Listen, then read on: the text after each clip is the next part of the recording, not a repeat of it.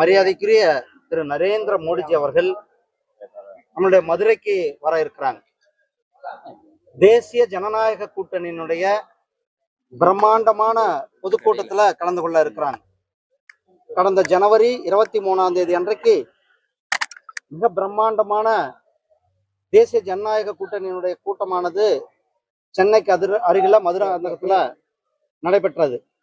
அதுல மாண்புமிகு பிரதமர் திரு நரேந்திர மோடிஜி அவர்கள் கலந்து கொண்டு தமிழக அரசியல்ல ஒரு மிகப்பெரிய ஒரு மாற்றத்தை ஏற்படுத்தி இருக்கிறது. இப்பொழுது மதுரைக்கு வர இருக்கிறாங்க 1 அன்றைக்கு. அதுல எங்களுடைய தேசிய ஜனநாயக கூட்டணியை சார்ந்த அண்ணா திராவிட முன்னேற்ற கழகத்தை சார்ந்த மரியாதைக்குரிய அண்ணன் திரு எடப்பாடி பழனிசாமி அவர்களும், மரியாதைக்குரிய அண்ணன் அன்புமணி ராமதாஸ் அவர்கள், மரியாதைக்குரிய அண்ணன் டிடிவி அவர்கள், மரியாதைக்குரிய ஐயா ஜி.கே. வாசன் அவர்கள் உள்ளிட்ட அனைத்து தேசிய ஜனநாயக கூட்டணியினுடைய கட்சிகளை சார்ந்தவர்களும் இந்த மாபெரும் பொதுக்கூட்டத்துல கலந்து கொள்ள இருக்கிறாங்க. அதுக்கான ஏற்பாடுகளை எங்களுடைய பொதுச் செயலாளர் ப்ரொஃபசர் ஸ்ரீனிவாசனும் திரு கருப்பு முருகானந்தம் அவர்களும் இணைந்து இங்கே செய்து கொண்டிருக்கிறார்கள். இந்த கூட்டம் தமிழக அரசியல்ல திராவிட முன்னேற்ற கழகத்தை வீட்டுக்கு அனுப்புவதற்கு நம்முடைய மதுரை முடிவு ஏற்கனவே மதுராந்தகத்தில் முடிவு செய்யப்பட்டிருக்கிறது. அதை உறுதிப்படுத்தும் விதமாக ஒரு மிகப்பெரிய சவுத்துல ஒரு மிகப்பெரிய ஒரு பிரம்மாண்டமான கூட்டம் நடைபெற இருக்கிறது. மாண்புமிகு பிரதமர் அவர்களுடைய வருகை நம்முடைய தேசிய ஜனநாயக கூட்டணிக்கு மேலும் ஒரு உற்சாகத்தையும் ஒரு அன்பையும் கொடுக்கக்கூடிய கூட்டமாக இருக்கும். நாளைக்கு 23 அன்னைக்கு நாம் அனைவரும் நம்முடைய அனைவருடைய வீட்டிலையும் கூட கந்தசஷ்டி பாட வேண்டும். அனைத்து கோயில்களிலையும் நம்முடைய தெருக்கள்ல கந்தசஷ்டி கவசத்தை பாட வேண்டும் என்பது பொதுமக்களுடைய விருப்பமாக இருக்கிறது. அனைத்து முருக பக்தர்கள் அவர்கள் ஒரு அறிக்கையை வெளியிட்டிருக்கிறார்கள், ஒரு வேண்டுகோளை வெளியிட்டிருக்கிறார்கள். முருக பக்தர்கள் அனைவரும் இணைந்து திருப்பரங்குன்றத்துல கார்த்திகை தீபம் ஏற்றப்பட வேண்டும் என்பது முருக பக்தர்களுடைய பல ஆண்டுகளான கோரிக்கை, பல ஆண்டுகளான போராட்டம். அதை நிறைவேற்றும் விதமாக மாண்புமிகு மதுரை உயர்நீதிமன்றம் உத்தரவு பிறப்பித்து கூட தமிழக அரசாங்கம், திமுக அரசாங்கம் அதை இன்றும் நிறைவேற்றாமல் இருந்து கொண்டிருக்கிறார்கள். இன்னும் சொல்ல போனா நீதி அரசர் திரு சுவாமிநாதன் ஜி.ஆர். சுவாமிநாதன் அவர்கள் மேல இது அவர் ஜட்ஜ்மெண்ட் கொடுத்தாருன்ற ஒரு காரணத்துக்காக அவரை பதவி நீக்கம் செய்யப்பட வேண்டும் என்று மனு கொடுத்து திமுக ஒரு அரசியல் செய்து கொண்டிருக்கிறார்கள். திமுகவுக்கு ஒரு பாடம் புகற்றும் விதமாக மக்கள், முருக பக்தர்கள் தங்களுடைய ஆன்மாவை, தங்களுடைய உணர்வை வெளிப்படுத்தும் விதமாக வருகிற 23 அன்றைக்கு வீடுகள்லேயே, கோயில்கள்ல, தெருக்கள்ல விளக்கேற்றி வைத்து கந்தசஷ்டி கவசத்தை பாட வேண்டும் என்பது நாம் அனைவரும் இணைந்து செய்வோம்.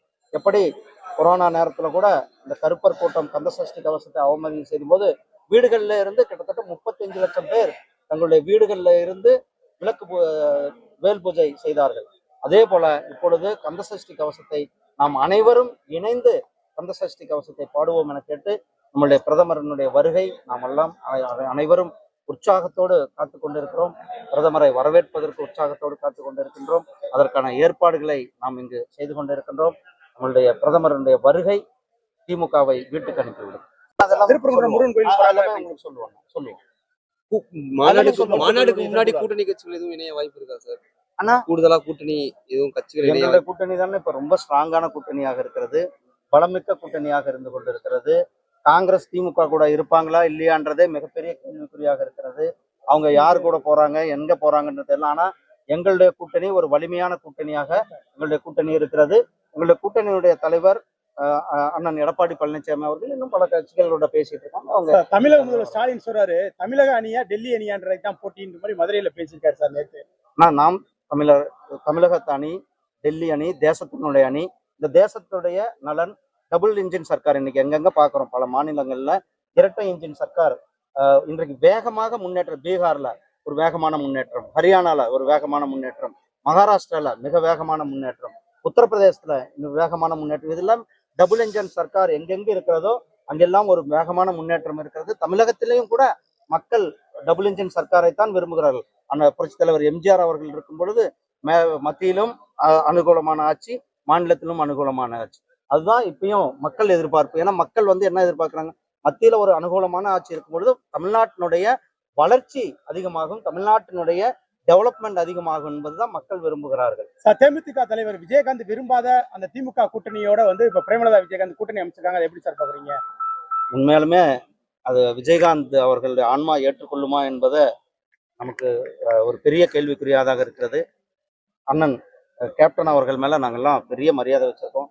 அவர் வந்து கட்சி ஆரம்பிச்சதே திமுகவை எதிர்த்து தான். அவர் வந்து அரசியல் முழுமையாக அவருடைய வாழ்நாள் முழுவதும் அரசியல் செய்ததே திமுகவுக்கு எதிரான அரசியல் தான் செய்தார் என்பது நமக்கு எல்லாருக்கும் தெரியும். சார், அதிமுக ஓபிஎஸ் வந்து திமுக இணைஞ்சது மாதிரியே பேசுறாரு சார். அவரோட செயல்பாடு எப்படி சார் பாக்குறீங்க? அது அவர் தான், அவர்கிட்ட தான் கேட்கணும், அவர் பதில் சொல்லுவார். நன்றி அண்ணா. சசிகலா அவர்கள் சசிகலா தனியா கட்சி கட்சி தொடங்குறாங்க.